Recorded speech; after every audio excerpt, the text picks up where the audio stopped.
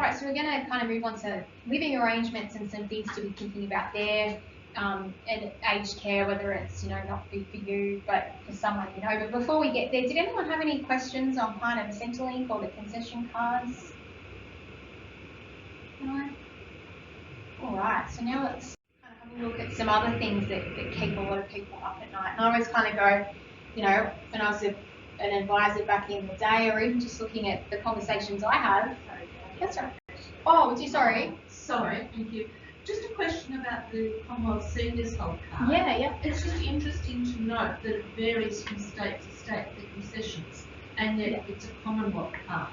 Yeah, it is. It is an interesting one, and we even find in New South Wales, like some providers might give you something, even though the general rule is that you might not get anything off your utility bills, might be the guidance. So if you are moving, relocating, it's a great idea just to kind of reach out to the different providers to say, do I get anything?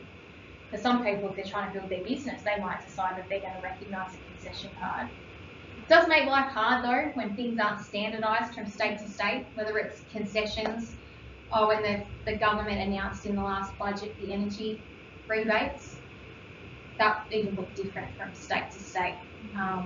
Everything differs, and we'll be moving into that soon. Retirement villages is another big one that comes up. There's kind of no overarching, federal type scheme when it comes to retirement villages. So we kind of go, let's plan for retirement. Let's manage our tax. We even go here, which we don't really like to, but we make a will and we get our affairs in order. But there's something about the we just don't want to talk about. I think, from my own experience, it's just been the family home. People, we don't want to move out of our family home. I mean, there's been so much research done over the years that tells us we only toy with the idea of selling our family home if we need to kind of fund care, if we need to fund a health event or something like that. But what we've been kind of seeing over the years, particularly post-COVID, is that we're all re-evaluating what life means to us. We want to be closer to people. We want to spend time doing the things that we enjoy doing rather than doing home maintenance. We might want to provide support for people around us. But the one thing that still no one talks about is kind of what we consider to be the end of the road if aged care becomes a need, either for us or someone that we love, and we need to support them through that. And a lot of the time where those conversations play out are in hospitals. And that can add a lot of pressure on families, particularly if people aren't seeing eye to eye or if decisions need to be made really quickly. And what we find is in the years leading up to that, even if we can see the deterioration in someone we love, it's that not knowing the costs. Hearing rumours about, are we going to have to sell a home as a family? Are we going to have to scrape together money to come up with $500,000? It's all these unknowns that cause pressure and concern. So rather than kind of deep diving into this is how you calculate the fees and that type of thing, the point of this session is to kind of do some myth busting for you, to answer any questions that are on your mind, and to give you some pointers on where to go for more information on what the process might look like.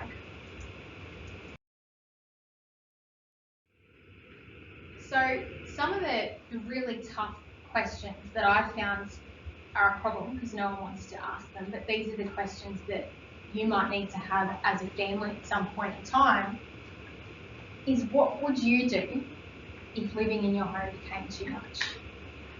Now, if you think about this question for your parents or grandparents, what would they do if living in their home became too much? Might be a different answer and you might have some different feelings about it. I'll ask you a slightly different question. Do your children or grandchildren know what you would want if living in your home becomes too much and they need to kind of step in and do some of the organisation for you? And I think very quickly you see this is a family conversation, which is why we've got so many generations in this photo. My biggest concern in my life right now is aged care for my 94-year-old grandfather. And I'm 36. Now on top of that, my concerns are he moves into aged care and I've got a mum who will be all on her own and financially can't support herself. So this is an important part of everyone's journey. It's just that where we are in this picture is probably different for everyone. And the concerns you have as an individual and as a family might be slightly different. But we can start to chip away at that through knowledge and through having conversations, which is what tonight is all about. The other big one is not just knowing what type of support or where someone might like to live, but it's how we're going to fund it. You know, does mum or dad have enough money to fund it themselves? If it's for you, you know, would you sell your family home to fund the move? You know, if it's a retirement village, we hear this time and time again in the media. There's upfront costs and there's ongoing costs, and what do I need to be conscious about when I move out of these retirement villages? Am I going to get all of my money back, or am I going to need financial support? So there's a lot to work through. And it can be overwhelming, but again, I'll come back to the knowledge is power, knowing where to go, knowing who to talk to, and most importantly, knowing the right time to start engaging people in these conversations and not leaving it until it's too late is really, really important. And from a more legal perspective, who would make decisions for you if you couldn't? And do you actually have the legal documentation to back that up? Because it's really easy to go, well, I can't get to the bank, or Dad can't get to the bank, so I'm going to do it for him. But the bank won't honour that unless you have a power of attorney in place. So you've got to have the right legal arrangements in place. And kind of similar to that is who in your life knows and understands your wishes. Now, if I reflect on these questions and I think about how I'd answer them 10 years ago, 20 years ago, 5 years ago, 2 months ago and 1 week ago, very different answers. And kind of what we see happen is that these aren't comfortable conversations. They aren't conversations we like having. So we put arrangements in place, and as our family dynamic changes around us, and as we move and we find ourselves living a life that looks very different, some of these arrangements we put in place aren't revisited and they don't flex with us. So we always need to be thinking about what arrangements we need to be making. Now, some of the concerns, some of the things that keep people up at night, which we can help start breaking down for you tonight. Again, feel free to throw questions at me at any time. Who's going to pay for any changes? So if it's, I don't want to do the gardening anymore, I'm in my family home, I don't want to do the gardening. I want to spend my time doing something that I enjoy better. Can someone help me with that? How much will it cost? Do I get any government support? It could be, I need a little bit more than that. I need someone to come and actually help with the domestic duties. It's just all a bit much, or I need to be run around to medical appointments, or I need medical aids. I need something to physically help me get from A to B. Can anyone help fund that? Or it could be, I need to sell my home, not interested in this anymore. I spoke to someone earlier tonight who's just moved into a retirement village, loving life, more time on their hands because they don't have the backyard and everything to look after. But the questions that come to mind then are, well, is that going to affect my age pension? How much will it cost? Things that people have heard in the media and aren't quite sure how much truth is in them. So again, anything that's coming to mind that's on your mind, just jump in at any time and let me know what you want to get out of this part of the session. But the importance of planning, as well as giving us peace of mind, is to get more choice. So what we see is when people leave these decisions, major or minor, so it's not just kind of nursing home residential care, it could just be, housework is too much, I need a bit more support. People leave it until the very last minute, and there's often waiting lists and processes involved. So there's no harm in starting the conversation and starting the process early on, so that you're armed with the approvals and the documentation you need when the time is right, and you have a wider range of choice. It could be that you are looking after your elderly parents and you're going on a holiday, one of the kids is getting married overseas, and you think, well, someone's got to look after mum or dad, who's going to do it? There are services that can do that in your home, around the clock, or it could be what they call a respite position in a local aged care facility. where you might just have 10 days or 20 days or whatever it is you need, up to 63 days a year, that you can just apply for respite care. But again, there's processes, so we need to be on the front foot. Control, this might be one more for yourselves, you know, when you think about kind of what the future might hold for you. Making decisions or putting plans in place at a time where you're the one who's getting the say. And that's probably not just going to benefit you, but the other people in your life who might otherwise be armed or faced with making these decisions for you won't have to do as much work. You're saving them the time and effort and emotional energy by having these plans in place. And also, it will enable you to optimise outcomes. What do I mean by that? So lots of people kind of go, oh, I need to go into an aged care facility, or mum and dad need to go into an aged care facility. How can we minimise the fees and maximise their aged pension entitlement so that we can afford this? We won't go right into the fees and rules tonight, but what I can tell you is the ability to influence that outcome years before a care need has arisen is much more significant than at the time the person already needs care, where there's already been a health event. And that's just purely because of the way that the fee system works. They don't want you offloading everything, making dramatic changes to pick up those benefits at that point in time. So you've got to be planning this years in advance. Alright, so there is, you can call it a bit of a spectrum. It doesn't look the same for everyone. So some people might choose to downsize their home. What are some of the issues there? We talked about how the family home's assessed for Social Security. It's exempt. But what if we sell it and we buy another property? Or what if we sell it and put the money in super and rent? Or what if we sell it? So like, let's just fast forward many, many years now. Could be for your parents. What if you sell the home and move into an aged care facility? What's the impact on Centrelink?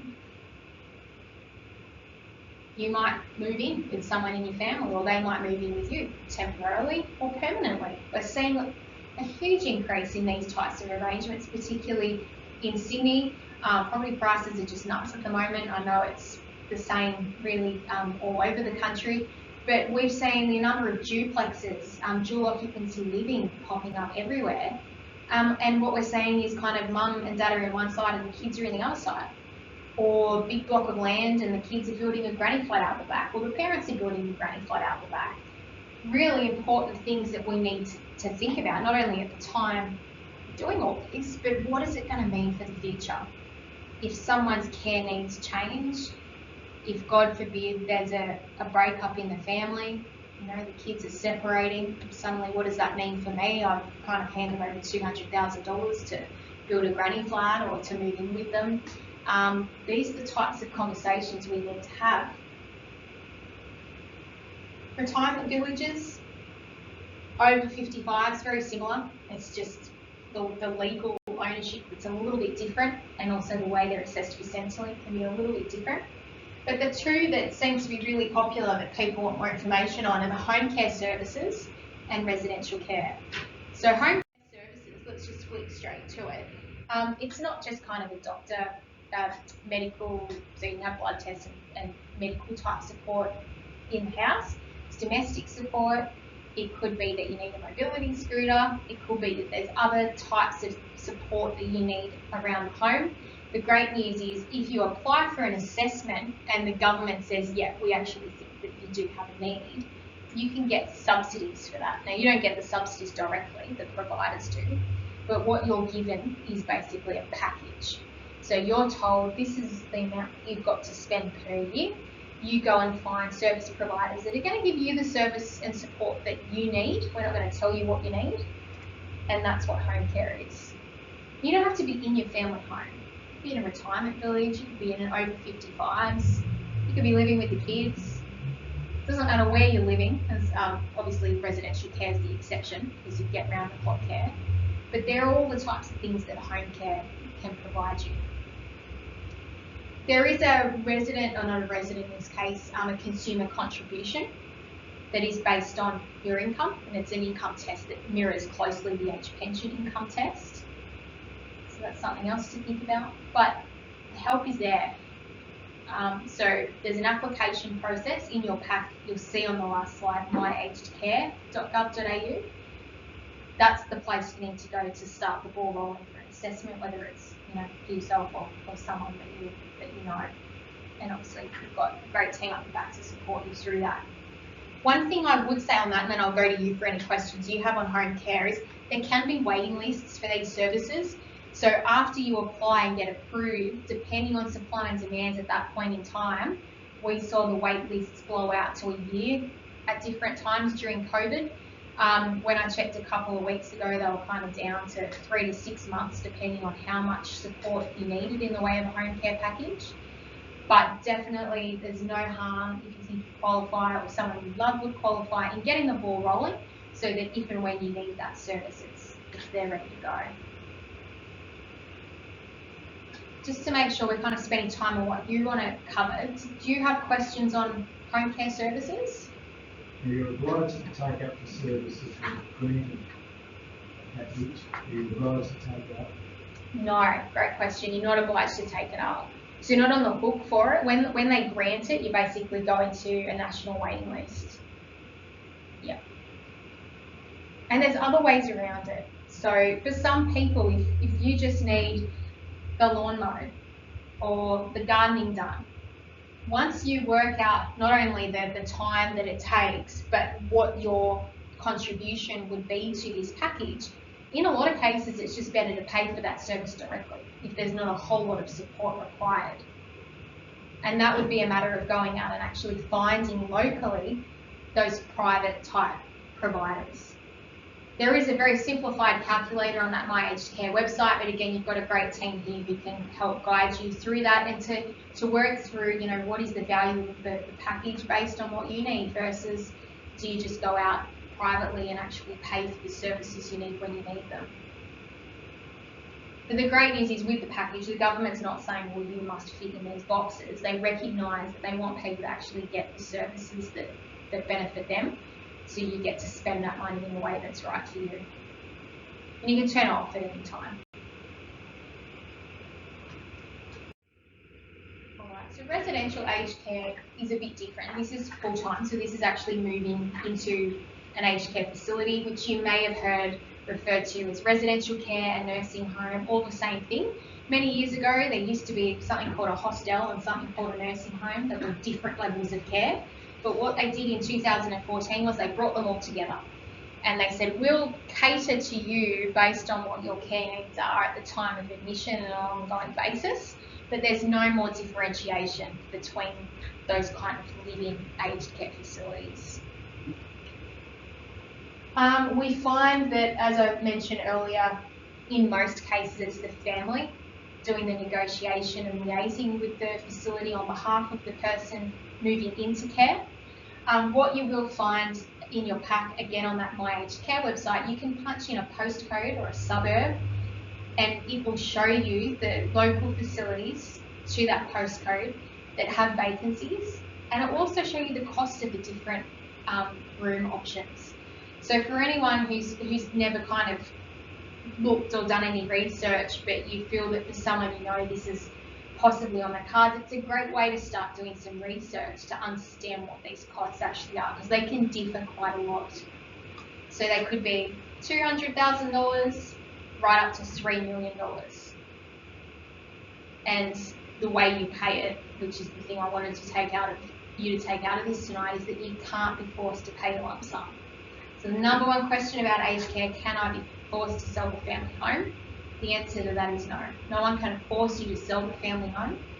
However, there are some people in a situation where their fees are X and their only asset is their family home, and without selling their family home or finding some other source of income, their age pension might not be enough to cover. So in that situation, you could be led to a situation where selling the family home might be something you need to consider, but you can't be forced to sell it. Before we have a look at the fees, very similar to home care, aged care facilities can operate in two different worlds. We can have a private system and the government system. Now, the government subsidised system, you kind of think, oh, do I need to be an age pension recipient? No. You can have $10 million in the bank As long as you go through that health check and someone says, yes, your health is such that you need full-time residential care, you can move into the government subsidised system. However, there is a private system, and it's really just, this is the cost of the care here. If you're willing to sign up for it, that is the cost of care in that facility. But that's not to say that they operate outside of the government's standards and regulations. So they still have to adhere to all of the rules and requirements around operating an aged care facility. And he doesn't own his home. All right, so now I'll give you the general advice warning again, general information. So someone who doesn't own their home, is on a full age pension and doesn't have any other assets, what would that look like for them? They wouldn't pick an extra services room because they don't have the money to pay for it. There wouldn't be a means tested fee because the way that the income and assets test work for that, there wouldn't be enough income and assets to make this fee payable. The basic daily fee would be payable as 85% of the full rate of pension, and he'd be on a full rate of pension. And the cost of accommodation, that would actually be fully subsidised by the government. So that's kind of the other, and it's a really good point. Not everyone has to pay the $550 or whatever it is that the nursing home is advertising. The government, for a lot of people, will significantly subsidise that fee. But there's a whole lot of formulas that come into the equation there. But if I could go back to your situation there, let's just say that after taking 85% of the pension to pay that one fee, obviously there's going to be kind of ongoing medical costs. A lot of the physio and that kind of thing in the facilities is catered for. But I know when my grandma was in there, we wanted her to get like 2 or 3 times a week physio, so we had to pay for that. You can actually apply for financial hardship. To do this, it's very, very limited. You need to have assets below a certain level, so I'm just kind of talking around $30,000. But if someone is in that situation, they can actually get rota help from the government so that after paying their aged care fees, they're not put in a hardship position. Yeah, so if you do have someone in your life who is a full age pensioner and you're kind of really worried about how they would pay any of these fees, the government concessions are quite considerable, and there are hardship options. And that's through Centrelink? Yeah, through Centrelink. So all the paperwork for this is done through Centrelink. So when you go into aged care, it's not just a health assessment, there's also an assessment to work out what your fees are. So the nursing home doesn't calculate these, Centrelink will, and they'll pass that information onto the aged care facility. It's a lot easier if you're receiving an aged pension, the paperwork isn't as long. But again, great source of support up the back of the room here to help you through that process. Yeah. And just on that question of follow-up, what's the licensing of waiting list for people that want to go into it on a full package and no bond paid to Yeah. people that can pay for it?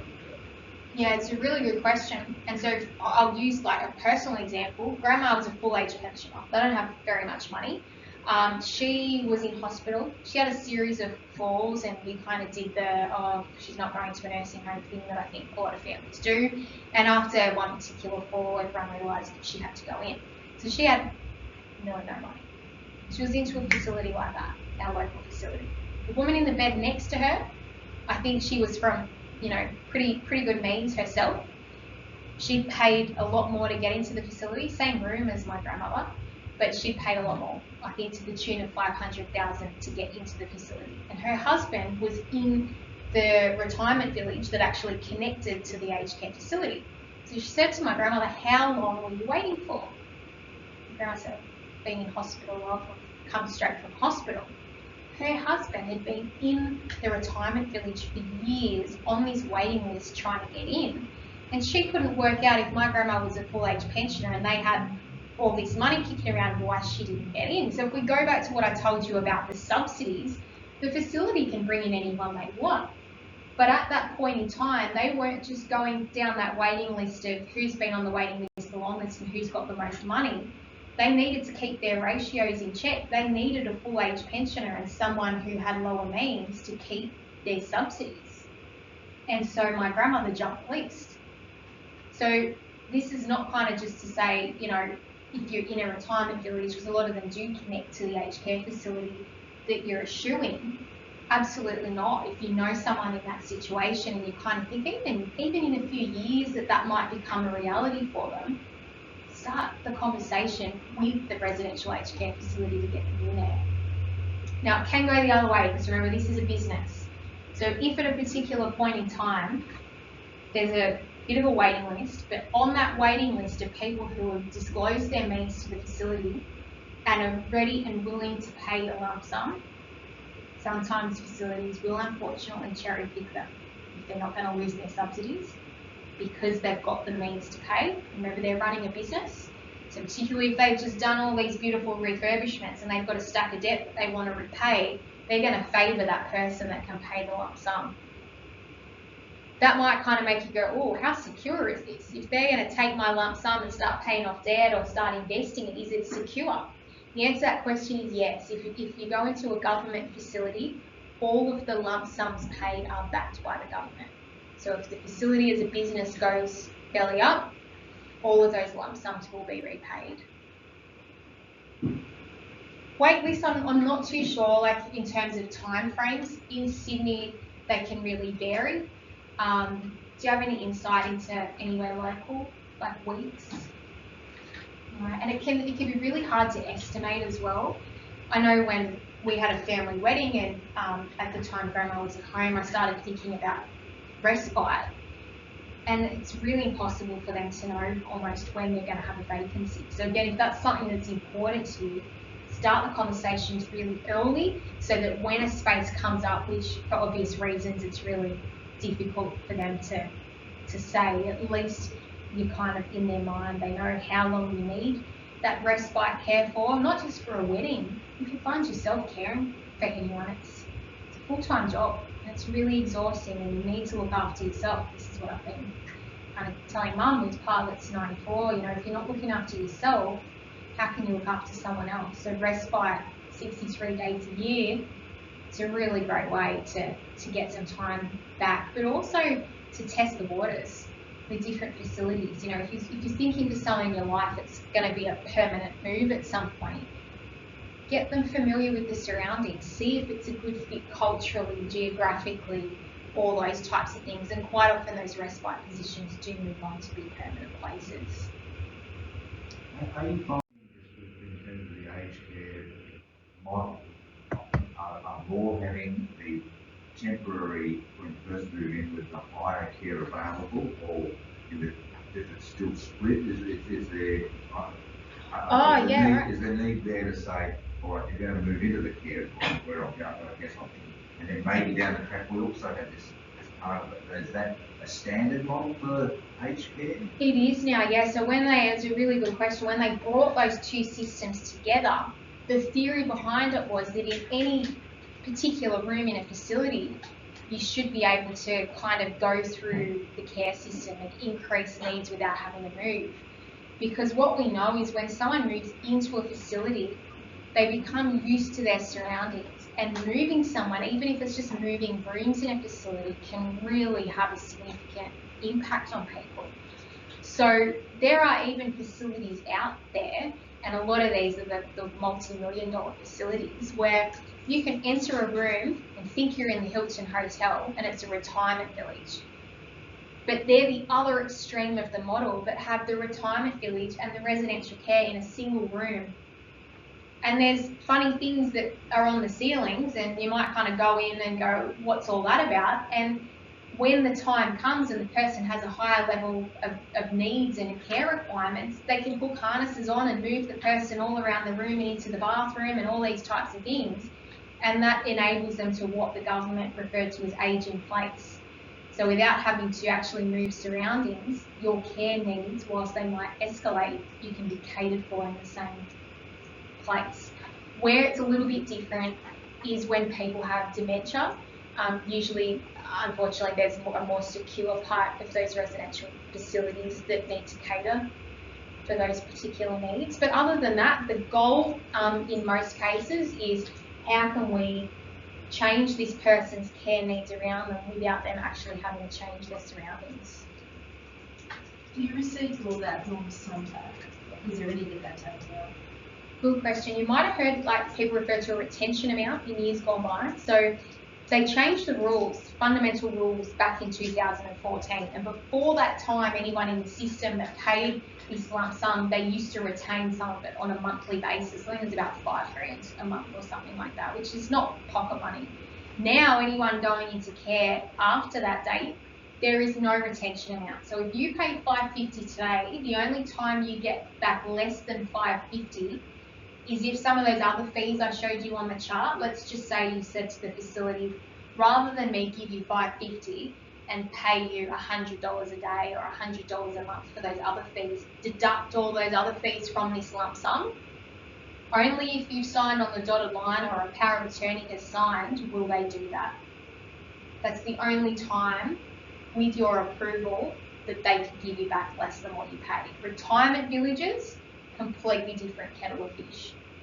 That's a contract, which is a contract by the various providers, and the state-based regulators also change, and that's where there's often fine print where you hear the stories about, you know, X dollars plus 3% per year that you've been there, and we're going to deduct refurbishment costs, and we're going to deduct capital gains tax and all that type of thing. But when we're talking about residential care, none of that applies. I think that's brought us almost to the end, other than the questions that you have. Yeah, I'll just leave you with some other key questions. Family home. Don't leave this conversation either for yourselves or for your parents or other family members until a care need arises. Understand what they want to do with the home. You know, sometimes there can be a great benefit to keeping the home, to renting the home, but you've got to make sure that you've got someone who's willing and able to liaise with real estate agents if the home needs to be painted or recarpeted or anything like that. Who's going to do all of those things? You know, often in families there's one sibling that kind of is the key contributor and does all of that. So as a family unit, have those conversations early. We've covered these things. Is there a preferred facility? Is there a waiting list? Who can legally make decisions? So a lot of times when people move into aged care, they don't have mental capacity anymore. So if the power of attorney isn't in place, if an up-to-date will isn't in place, it's too late to make all those decisions. So make sure all of that is done nice and early. And you'll see some in your pack, but My Aged Care website, that's your source of truth, your source of research. If you want to get a feel for different facilities in the area and what they cost, if you want to do some back of the envelope calculations, although I'd say beware of that calculator, speak to the trusted professionals at Freedom. You can kind of tinker with some numbers, and to start the assessment process, you can call these guys as well. Alright, I think that's brought us to the end. Thank you so much. I'll hang around for a little while after if you've got questions and some extra time. Thank you everyone for coming. And like I said, there's the feedback forms in your packs if you can fill them out and just drop them with anyone at the back. As Jen said, we're all sticking around if you've got questions you'd like to ask tonight. Otherwise, there's contact details within the pack. Feel free to give us a call, make an appointment if you're not with Freedom at the moment, and we can talk through all of this stuff in more specifics. So thank you again, everyone. Thanks, Jen.